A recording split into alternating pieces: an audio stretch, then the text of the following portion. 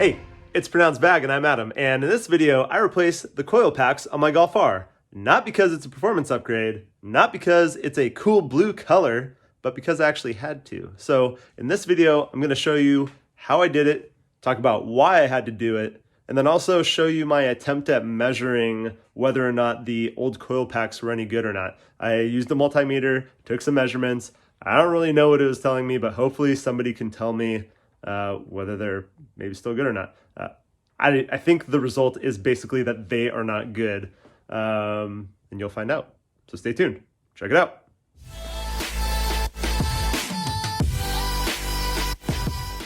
All right, so the reason why I had to go and replace the coil packs is because I ended up having some issues where the engine was actually stuttering and maybe was having some minor misfires. I had never experienced anything like that before, so it felt to me like it was maybe a traction control thing where, you know, all that power my stage one is putting down. I thought maybe traction control was coming on, and but it actually was some stuttering of the engine. I hadn't been getting any codes until one time a couple days ago where I actually had to slow way down on the highway for somebody that was moving over. And once the lane cleared, I just floored it. And almost immediately I started feeling that same stuttering, but it happened a lot. And then all of a sudden power just dropped and I was barely moving. Check engine light started flashing, EPC light came on, and from hearing stories from other people, I thought, I think this is a good time to pull over. So I pulled over, used my OBD11 to pull codes, messaged our buddies at Octuning because I was panicking, and was rest assured that, hey, this is kind of a normal thing that happens. Just turn it off. What codes are they?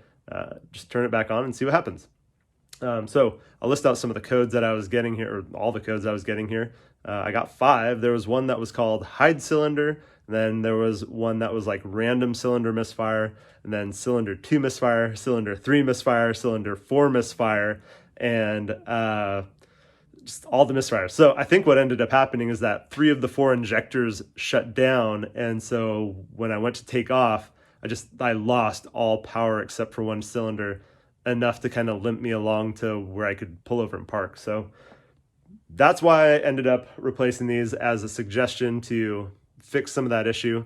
And you'll see after I replace them what my review is after having driven it pretty hard for a half hour or so. It's been pretty awesome. So stay tuned, check that out. So one thing I don't normally do when I'm working on the car is disconnecting the ground terminal on the battery. Although I'm trying to be better at what I'm doing. So we're gonna go ahead and loosen that up. There it goes. All right. All right, so before you get started on taking off this top nut, you're gonna wanna know that there might be some that are too tight that are actually gonna spin this whole stud, and then you're gonna end up bending your ground wire. You wanna get a tool that is thin enough, unlike a standard 10mm wrench that's gonna be able to fit in there. Places like ShopDAP and other places online sell a really thin 10mm wrench to be able to serve that purpose. Or you can use needle nose pliers or some other sort of vice grips, but just know that that's might be something that you encounter. I was able to just twist these off quick enough to where it broke loose, and I didn't have to deal with that. So you'll see that right now. All right, engine cover removed. We're gonna start removing these top nuts for the ground wires.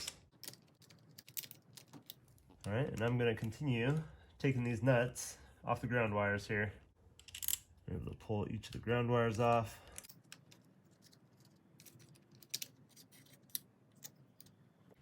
All right, now we're able to pop these loose.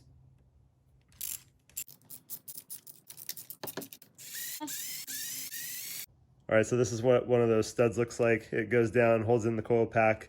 There's that top nut that goes on here that holds down the ground wire. That's it. All right, so our next step here is to disconnect each of the wire harness connectors from the coil packs. You want to disconnect all of these, and this whole piece will come back as one. I'll show you real quick the way that these tabs work on here. This is a tab where you're going to actually lift up on this piece, and then the entire harness will slide up and off. All right, so I'm gonna pull up on this little tab and just slide it right up and off. Same thing with all of these here.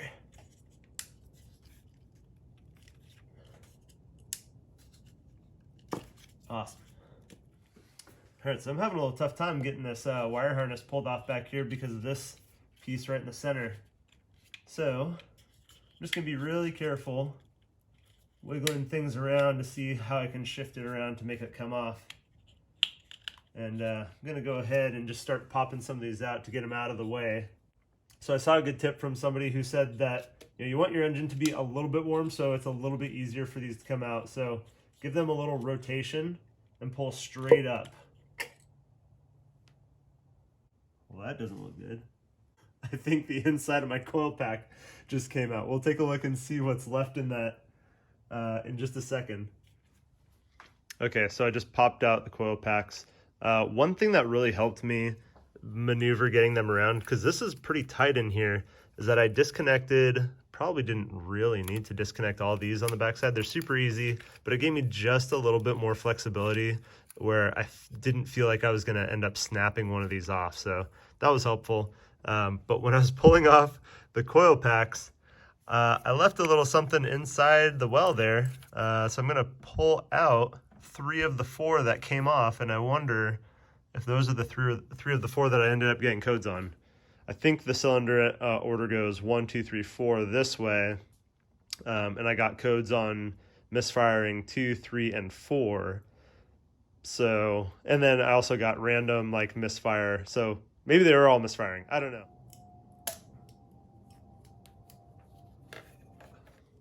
So this is the cylinder 1 coil pack, and for cylinders 1, 2, and 3, this all happened when I was pulling these out. The spring came out, but they disconnected, and I'm sure that's not. I've never seen that happen in anybody else's videos that I've been watching. So it'd be really cool is like you turn this into like a little door stop, thing in the bathroom that just goes like boing. All right, just on my quest to check everything, I'm also going to check out the spark plug gap. Ooh, that was tight. All right, we'll check all these out once we get them all out. So we'll keep them in order. All right, so I've got all my plugs pulled out in order here. 1's on the left, 4's on the right. And one thing I thought kind of interesting with the tips here is that the 3 cylinders that I did get a code misfire for, the 3 on the right, have a little bit different shape than cylinder 1.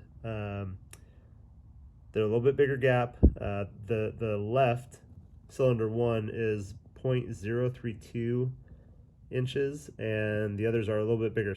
And so just talking with a buddy, we're seeing 0.024 inches referenced quite a bit, so that's what I'm gonna go for.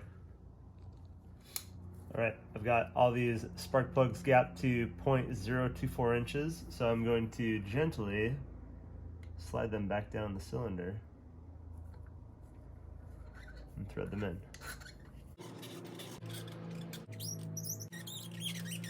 All right, so before I go and put the new coil packs in, I've got to torque down the spark plugs.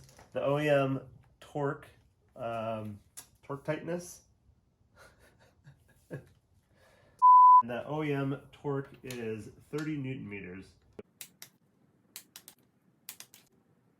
All right, so I have a little setup here with the multimeter that I'm going to try and test the resistance on different pins. I'm not quite sure which pin is which. I think the one on the far right is 12 volt, and I think 1 and 3 are ground, with number 2 being trigger. Maybe I'll flash up a little diagram here that I found online. I believe that's what it is, but these are numbered inside here from left to right, 1, 2, 3, 4. And so what I have done to test these is that I've gone across, doing various pins and recording them, writing them down to just, make sure I know what their measurements are, to compare across all 4 of these stock coil packs and then compare it to the brand new APR ones. So I'll measure the APR ones here in a second, but what I've done here is I'm looking at pins 2 and 4, where I'm getting a reading of 14.37 on this one, and then I can go pins 3 and 4. I'm getting a reading of 14.11, which has been very similar across all 4 cylinders. And then pins 2 and 3 gives quite a different reading of, oops, 0.39, which has almost been identical across all 4 cylinders as well. So we'll see what the APR ones measure out at. All right, so I've got one of the brand new APR coil packs in here. I'm gonna do similar tests where I do the same pins. Not every single pin combination on the others had gotten me a reading. I'm not sure why, but I'm gonna do the same pin combinations that I did before. So I know that 1 and 4 on the other ones did not give me a reading. 2 and 4 did give me a reading, but on the APR ones it doesn't, so I'm not quite sure why. Same thing with pins 3 and 4. Let's test 1 and 2, nothing. 1 and 3, nothing. But 2 and 3 is at 0.39, which is exactly what I measured the others at. Did give me a reading, so I don't know what to make of this. So here's what the difference in the coil packs look like. I mean, really not a whole lot different other than the color. Just a little bit of minor features. The stock, I guess, are a little bit different. These APR ones have a little bit of green goop in them. Goop? I don't know. Is it goopy? Guess so. So there's some green stuff in there. So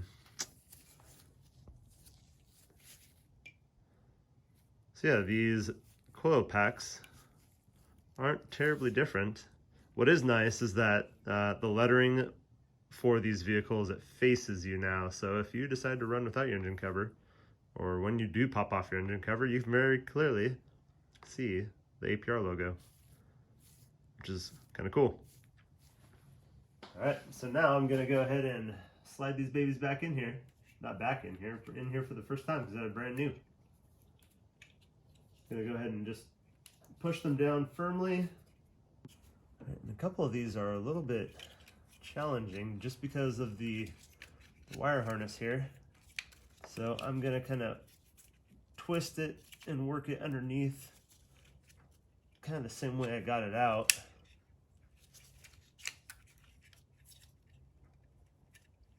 And shove it down in place there.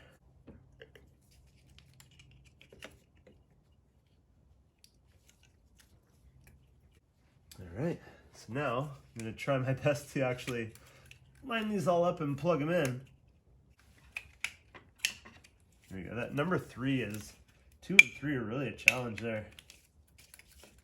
But the ones on the end are relatively easy to get in place, and so those are all firmly pressed into place.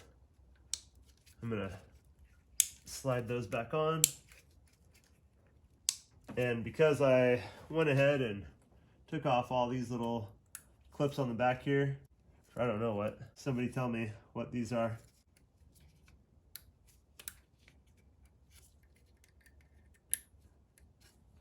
Awesome.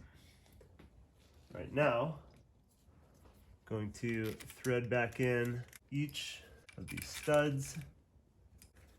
I believe the torque on the stud here is 10 Newton meters, and then the torque on the nut on top that holds the ground wire in is 9 Newton meters. Because it would be strange if it was the other way around, so that's the way I read it. All right, so just make sure I'm gentle with these. I'm going to just tighten this down by hand first. That may very well be 10 Newton meters, but we're gonna find out here with this guy. I don't think this thing works down this low.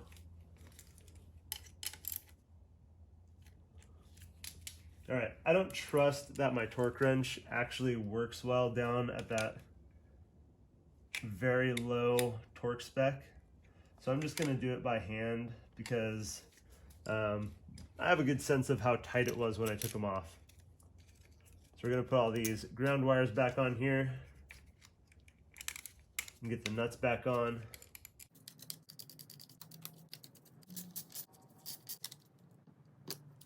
All right, I think we're done. We've got the coil packs replaced. I've got the spark plugs checked. I'm gonna get all my tools off here and we'll start it up and see if it starts. And as I'm taking off all my tools, I remind myself that, yeah, I disconnected the battery when I did this. So let's go ahead and, whoo, baby, that sparked. This kind of scared me. Let's go ahead and put that back on. I wasn't expecting the fireworks show there.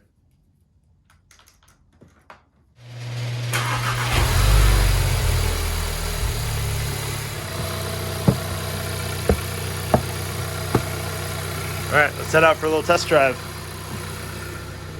Double check all the tools are not under there. Yeah, okay.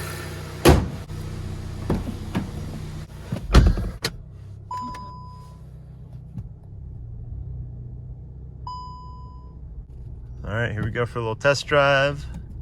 I had a bunch of errors pop up immediately when I got in the car because I disconnected the battery, but it seems that just backing out and driving forward a little bit has already cleared a bunch of that. I don't have any notices on the vehicle status. So I'll check back in with you when I'm back in the garage to give my first impressions.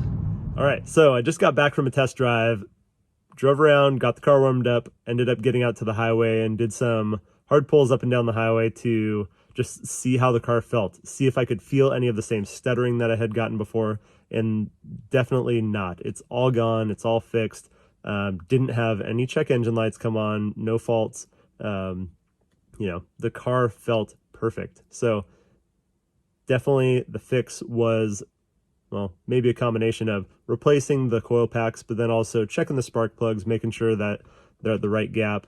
You know, I think I was within range. I don't know that changing the gap on my spark plugs really changed a whole lot, but I'd like to think so. I did something about that. So anyway, thank you for watching this video. Appreciate it. Like and subscribe. Please leave a comment below if you have anything that you'd like to say to us. I would like to talk to people because quarantine. Adios.